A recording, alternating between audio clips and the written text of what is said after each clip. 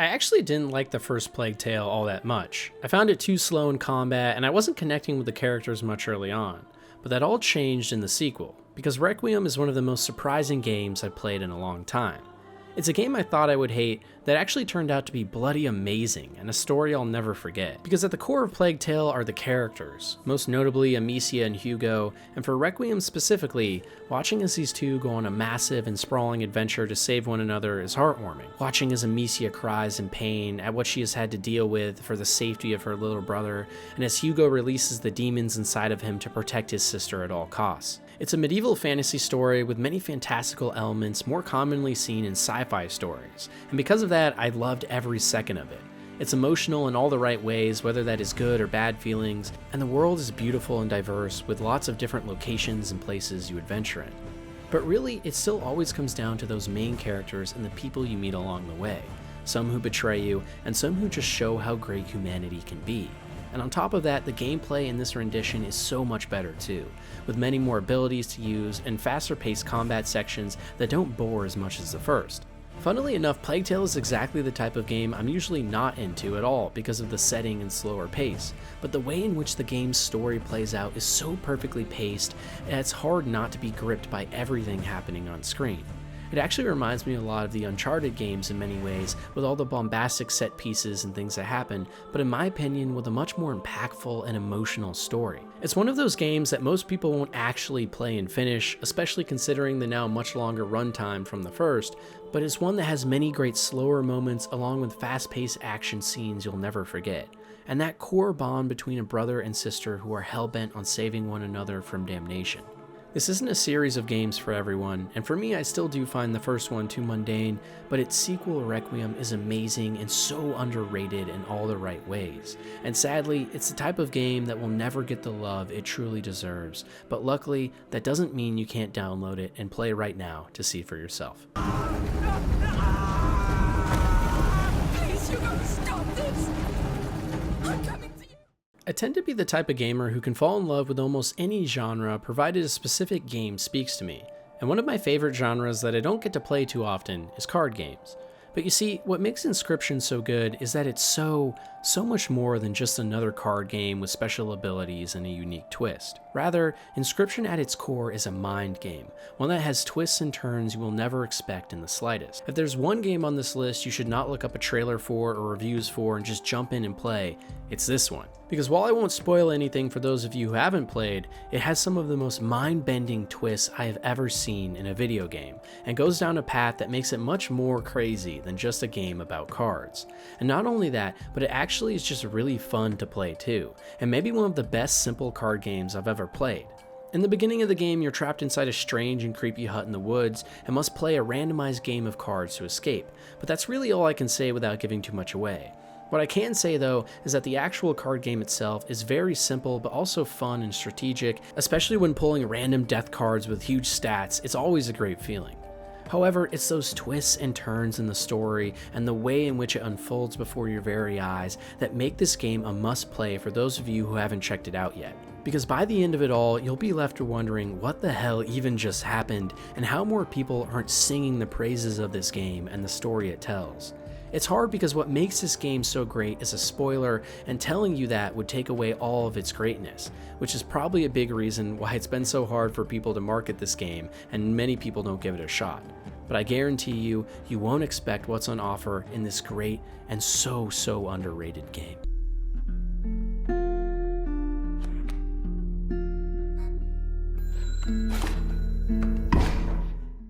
For anyone that has been following me for some time now, you know that Cyberpunk 2077 is my favorite game of all time. It's a game that was more hyped than almost anything I can think of, yet nowadays is somehow underrated, at least for me, because Cyberpunk is more than the sum of its parts. Most people that bought this game were looking for a GTA clone with neon lights, but what we actually got, I would argue, is a much more meaningful and impactful experience. Cyberpunk 2077 was never about the police chases, bumbling AI, or life paths that were longer than 30 minutes. It's always at its core, for those of us who love the game at least, been about the characters and their story. Watching Judy cry at the death of a friend, seeing Johnny Silverhand become a man he can finally be proud of, and looking in Panam's eyes when she makes a toast to Jackie. It's those moments in the game that define what makes Cyberpunk so special. And while the game has recently had a roaring comeback in a lot of ways, I truly don't think it gets as much recognition as it really deserves. Because this story and the journey you go on, most specifically with its characters, is an emotional and moving piece unlike any other. It's not often I play a game and feel truly connected to its world, characters, and the message it's trying to give. But Cyberpunk hit that tone perfectly. Like when you get to sit on Carrie's boat and listen to his new song as the waves crash against the bow, or playing a samurai song live in front of an adoring audience to fans. Those are the moments in Cyberpunk 2077 that no one's talking about. Instead, everyone has been focused on whether all of the other extraneous stuff was good, like the police, the bugs, and everything. Everything except the core of what makes this game so damn special, and one everyone should take the time to explore on their own at some point. Just make sure you do all the side quests and don't rush the main story, because that's where the beauty of this game truly lies.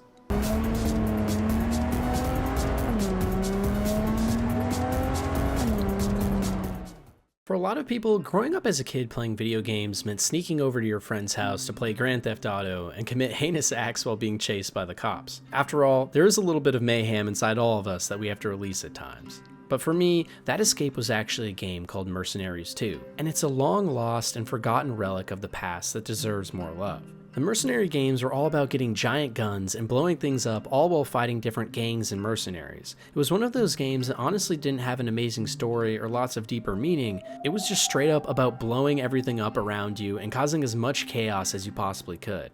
And for the time, there was no other game that did it better, allowing you to get massive tanks, helicopters, and other vehicles to attack and blow up entire buildings with, all while traveling along the countryside and through lush jungles and vast bodies of water in your own theme park. Grand Theft Auto was always more serious and realistic, but Mercenaries was a zany and more bombastic answer to that focused less on the simulation and more on the spectacle. It's funny too, because nowadays I actually don't really like games like this at all and find them mindless and boring, but they are nonetheless one of the most popular type of open world sandboxes out there, and for good reason. And out of all the games in this category, Mercenaries 2 is for sure the most underrated that has been completely forgotten to the trials of time, but would be adored by so many even if they tried it today. For me personally, I've grown past these games, but if it's up your alley, Mercenaries 2 is for sure worth your time.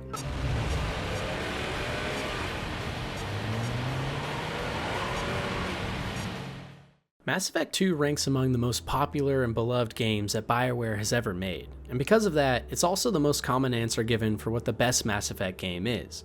And while I do understand the love for Mass 2 and its adoring fanbase, to me, it resulted in the first and third games in the trilogy, by far better than the second in my opinion, to become somewhat overlooked in the journey of that series.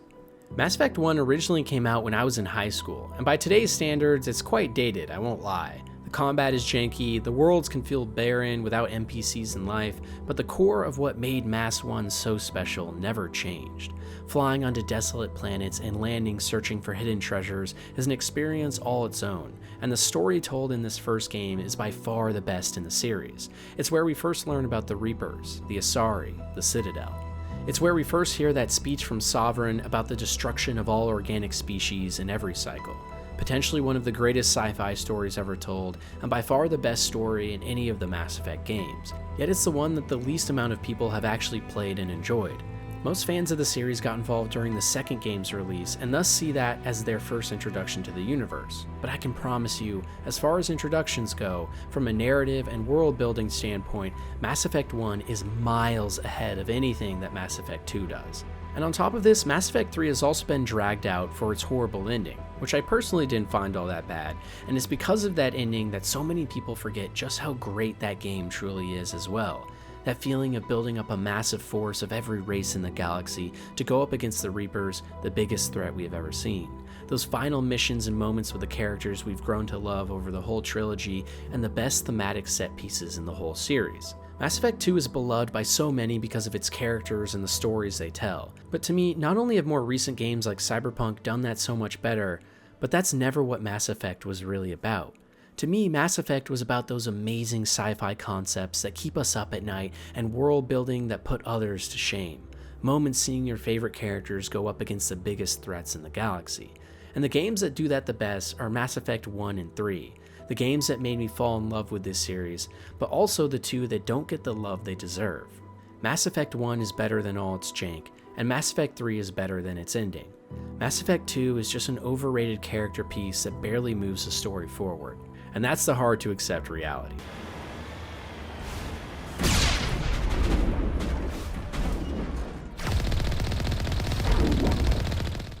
Growing old is the realization that games that used to be popular that you loved as a kid just aren't finding traction anymore. And for me, that series of games is RTS, or real-time strategy. The first game I ever fell in love with was StarCraft, and from there I tried others like Warcraft and Age of Empires, all big staples to their day.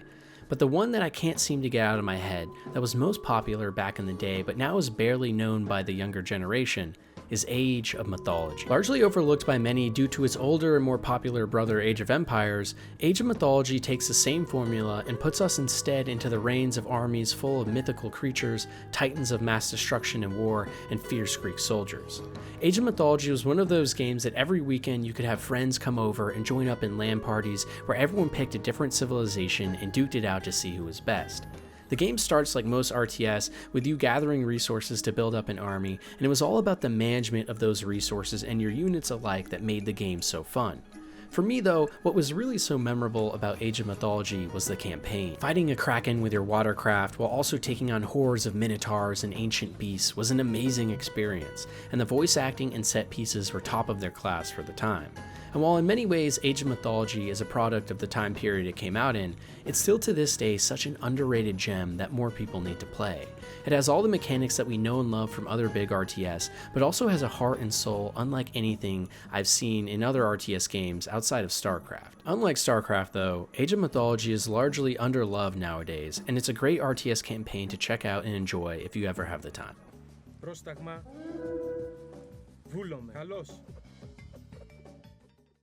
Not every video game has to be amazing in story, gameplay, presentation, and art style. Sometimes a game can just be good in each section and come together as a product that is more than any of the legs it stands on alone. Mad Max is one of those games. It's been largely overlooked by the gaming community at large, but there is so much to love about this game.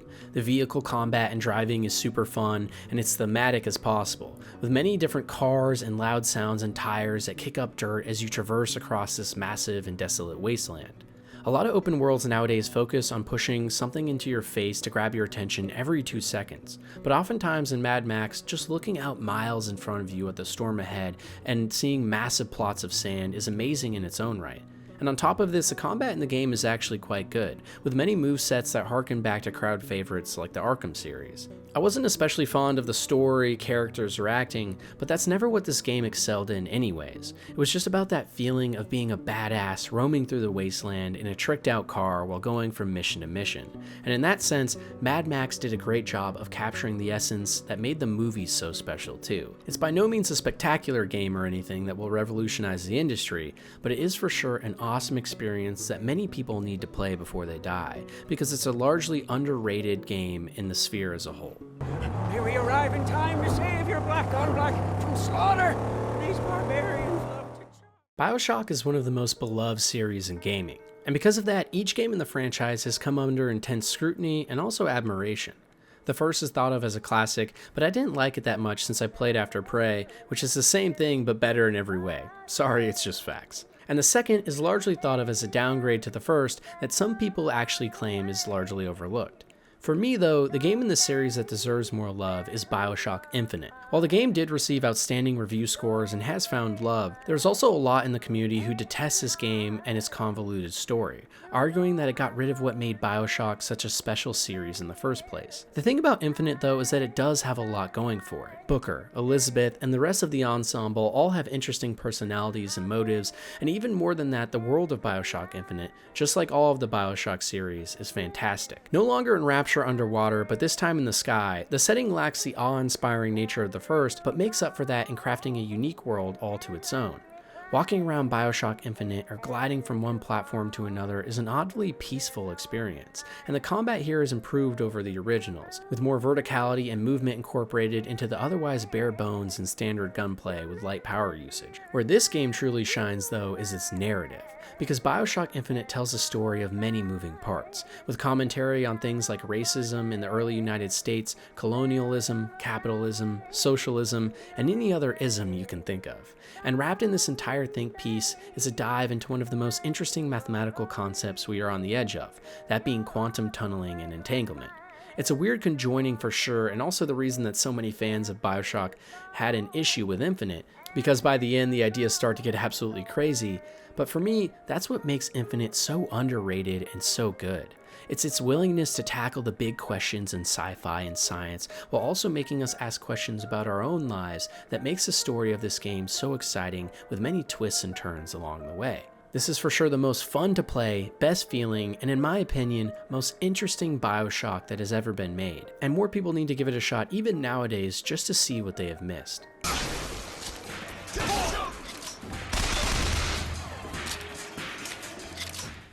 Do any of you have a game from your childhood that escapes you? One that you know you loved and played for hours on end at the time, but nowadays have seemingly forgotten it completely? For me, one of those games is Overlord. And while in many ways it's a shitty 90s video game that's full of problems, it's also such a memorable and underrated game of its time. In Overlord, you control, well, a demonic overlord and use an army of impish minions at your disposal to battle a variety of monsters or puzzles in your way. The writing is wacky, the characters are barely utilized well at all, and it for sure feels like a game of its time, but Overlord is such a fun and awesome experience nonetheless. Ransacking entire towns as you rummage through them and their townsfolk with your massive army, all while making lots of choices and upgrades that enhance you or your minions' abilities. It's a game that can give you that nostalgic feeling of other games of the time like Spyro and Crash because of its art style and gameplay, but also it's much less well known and has a very unique take on the combat in the genre. And it's because of all of this, I truly think Overlord is a massively underrated gem that almost no one's played, especially nowadays. If anything, it's due for a remake and reimagining in our modern era, but nothing will be able to top that feeling that it gives you when you play this game specifically, of being thrust back in a time machine to a different period in gaming, when games were made in a way like they won't ever be made again.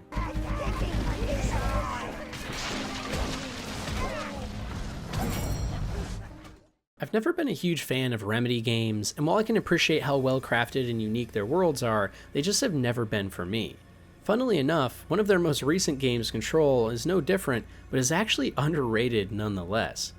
Playing the game myself, I wasn't able to ever put it down as the crazy government conspiracy and alien narrative unfolded, and the thing that probably surprised me the most was actually the combat.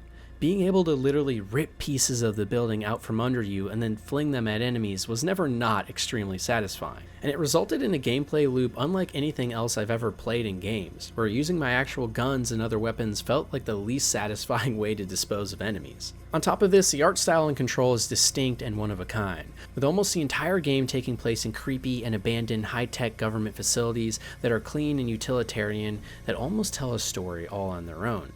And this whole package comes together to provide such an unforgettable and haunting game that even for some like me who have trouble loving Remedy games, couldn't help but not put down for the entire runtime. It's another mind-bending thriller game which I seem to have a lot of on this list. But more than that, it's also just a game with amazing fluid gameplay and flying and telekinetic powers that set it apart from everything else. Trust me, if you haven't at least given this game a shot, download it and get to the first big combat section where you get to see a well-kept and pristine room get transformed into pure rubble due to your immense power, and tell me you aren't happy.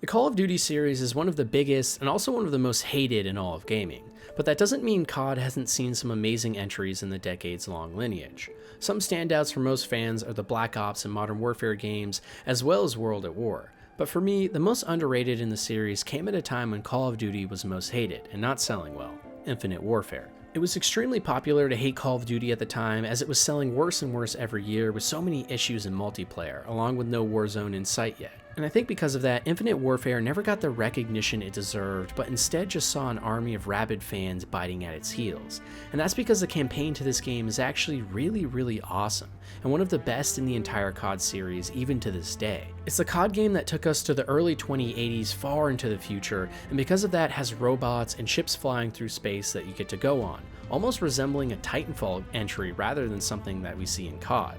So naturally, this caused a lot of fans to be apprehensive from the get-go, but the actual campaign itself is so great and has many interesting sci-fi stories and that same AAA budget and action we know from the other games in the series.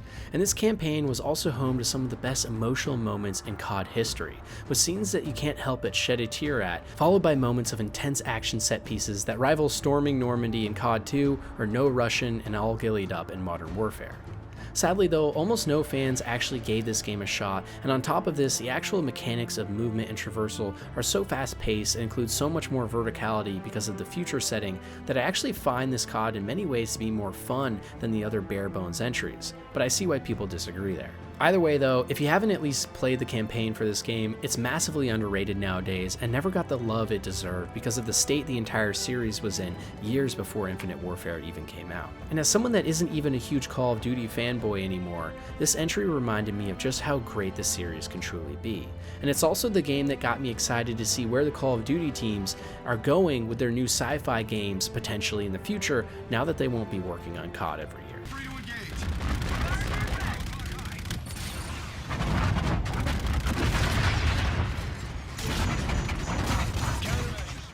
I've always been a sucker for deep and emotional games that are short and sweet, whether it be Journey, Inside, or whatever walking simulator with an interesting twist you can think of. But one of these short and sweet indie games that hasn't gotten nearly enough love is Before Your Eyes. It's a game based on a simple concept where every time you blink, you move forward in the story of a person's life. And while it's simple on the surface, it's the heartwarming story this game tells and how it unfolds that makes it so meaningful. The art style throughout is beautiful and the narration is fantastic, all accompanied by your friendly wolf companion all along the way. It's another one of those games I don't want to spoil anything for, especially since it can be such a short experience, but all I can say is it's well worth your time and can be completed in just one short sit-down session, but it may just leave an impact on you that lasts a lifetime. So if you guys like short and sweet experiences that can leave an impact and gut punch, then this is one of the most underrated games in that category to do so, that so many more people should be talking about, and I wish they were.